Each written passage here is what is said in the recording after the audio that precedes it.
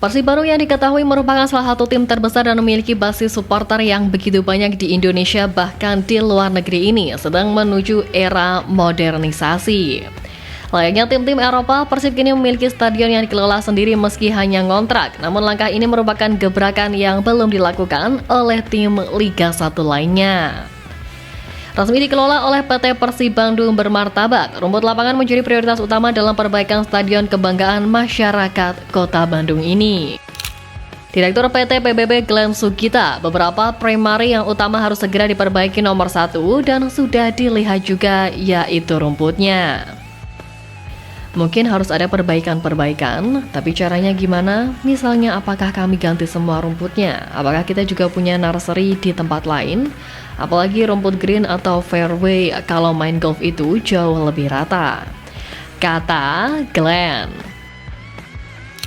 Sedikit informasi, pembangunan stadion dimulai pada Oktober 2009 dan dilaporkan menghabiskan biaya sebesar 545 miliar rupiah.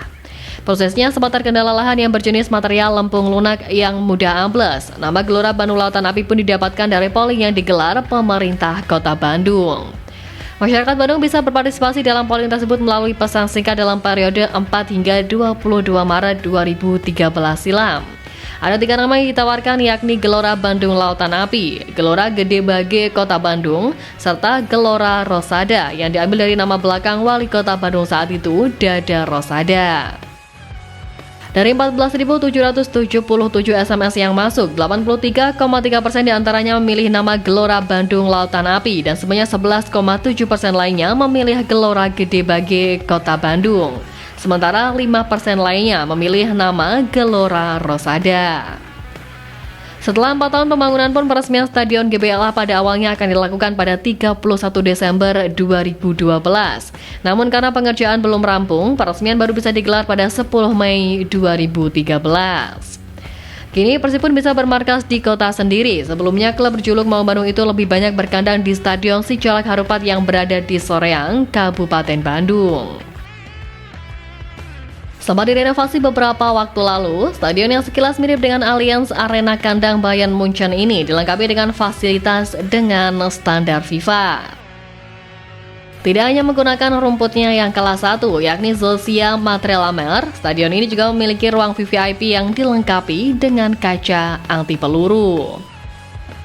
Glenn Sugita mengatakan sebelumnya belum ada rencana manajemen Persib menggandeng pihak swasta dalam pengembangan Stadion GBLA. Namun pada beberapa pekan kebelakang ada pihak swasta yang tertarik untuk menjadi sponsor dalam pengembangan stadion berkapasitas 38.000 tempat duduk tersebut. Selain itu, Persib juga sedang mencari sponsor lain untuk titel Stadion GBLA sehingga kedepannya nama stadion tersebut akan ditambah dengan brand sponsor.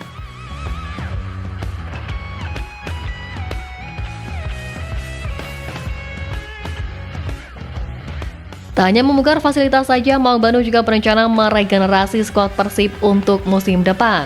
Persib Bandung berencana untuk mulai menurunkan usia rata-rata pemain mulai musim depan, di mana program berjangka ini akan dilakukan oleh manajemen dalam kurun waktu 3 hingga 5 tahun.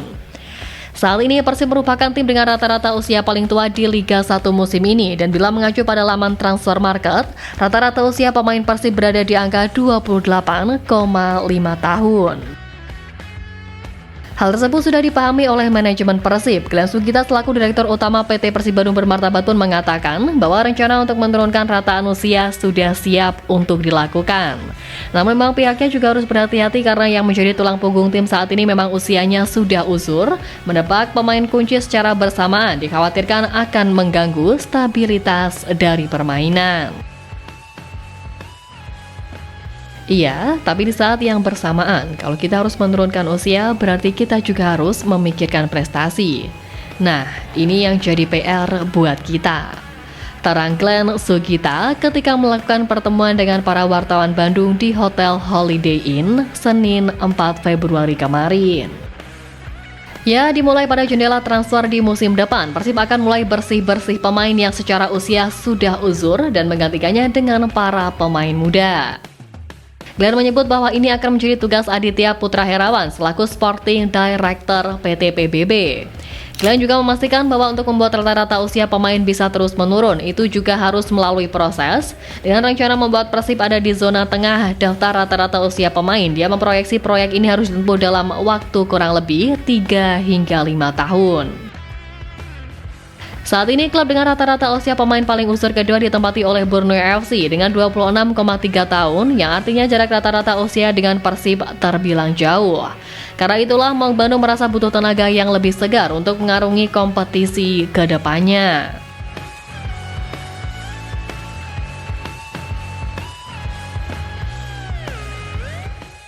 Nah, dengan meningkatnya standar level stadion dan klub menjadikan motivasi tersendiri untuk para pemain dari Maung Bandung, di mana aura juara musim ini pun juga semakin kuat. Persib Bandung masih nyaman di puncak klasemen BRI Liga 1 setelah mengalahkan PSM Makassar pada 1 Februari lalu di Stadion Gelora Bandung Lautan Api.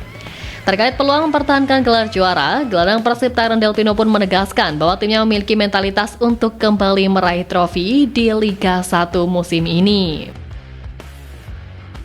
Kami harus memiliki mentalitas untuk menang di setiap pertandingan. Kami punya mentalitas untuk menjadi juara back-to-back. Kami tahu ini sulit, jalan masih panjang. Tapi kami harus punya mentalitas itu untuk Persib Bandung, ujar Delpino.